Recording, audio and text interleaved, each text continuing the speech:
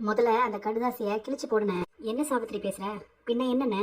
அம்மா ஏதோ சாவர காலத்துல புத்தி கெட்டு ஏதோ எழுதி வச்சிருக்குன்னா அத நடுவு வீட்டுல நின்று இப்படி படிச்சிட்டு இருக்கீங்க. சேதுவையும் அவளையும் சேர்த்து வைக்கணும்னு சொல்லிட்டு இருக்கீங்க. இதுக்கெல்லாம் நான் ஒத்துக்கவே மாட்டேன். சேதுவையும் இவளையும் பிரிக்கணும்னால கோர்ட்ல கேஸ் போயிட்டு இருக்கு. மதனி, என்ன நீங்க அமைதியா இருக்கீங்க? மாமா, அதான் சேதுவுக்கும் தமிழுக்கும் விவாகரத்து வாங்கணும்னு கோர்ட்ல கேஸ் நடந்துட்டு இருக்குல்ல. இதுக்கு நடுவுல அத்தை இந்த கடுதாசில அவங்க சேர்ந்து இருக்கணும்னு சொல்லி எழுதிருக்கிறதெல்லாம் என்னைக்குமே நடக்காது மாமா. அப்படியே நடக்கவும் கூடாது. எனக்கு அவ கூட சேர்ந்து வாழ விருப்பம் இல்ல. கேட்டீங்களா மாமா? ஏமா தமிழ்ச்செல்வி, நீ சொல்லுமா, உனக்கு சேது கூட சேர்ந்து வாழ விருப்பம் இருக்கா? சேது உன் வயிற்றுல வளர்றது என் புள்ள இல்லைன்னு இது எவன் பிள்ளையோன்னு சொன்னதெல்லாம் ஆறாத காயமா அவன் மனசுக்குள்ள இன்னும் இருக்கதானே செய்யும். எப்படியாவது இழுத்து பிடிச்சி அவங்க 2 பேரையும் சேர்த்து வச்சிடலாம்.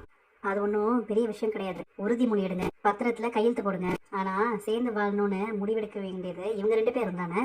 அதான் நான் என் முடிவை சொல்லிக்கலப்பா. எனக்கு யார் கூடயும் சேர்ந்து வாழ விருப்பம் இல்லை. இங்க பாருங்க மாமா, எனக்கும் அதே தான்.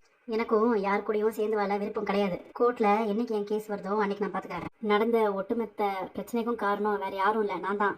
அன்னைக்கு இதே இடத்துல மாப்பிள்ளை என் மகளை வெட்டுவேன் குத்துவேன்னு அருவாளை தூக்கிட்டு வந்தாரு. அந்த நிமிஷம் என் மக உசுரை காப்பாத்தணும்னு நான் தான் என் மக முழுகாம இருக்கான்னு ஒரு பொய்யை சொல்லிட்டேன். எல்லா பழிக்கும் நானே பொறுப்பேற்றுட்டு உங்க எல்லார்கிட்டயும் மன்னிப்பு கேட்கறேன். இதை மன்னிச்சிருங்க. அம்மா, என்னம்மா பண்ற நீ?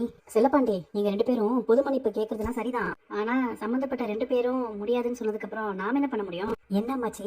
டேய், நீ என்னடா பாக் பார்த்துட்டு இருக்க? சேதுவையும் தமிழையும் சேர்த்து வைக்கலனா அம்மாச்சி ஆத்மா சாந்தி அடையாதுன்னு அப்படின்னு பேப்பர்ல எழுதி வச்சிருக்கல, அதை எடுத்து பேசுடா நீ.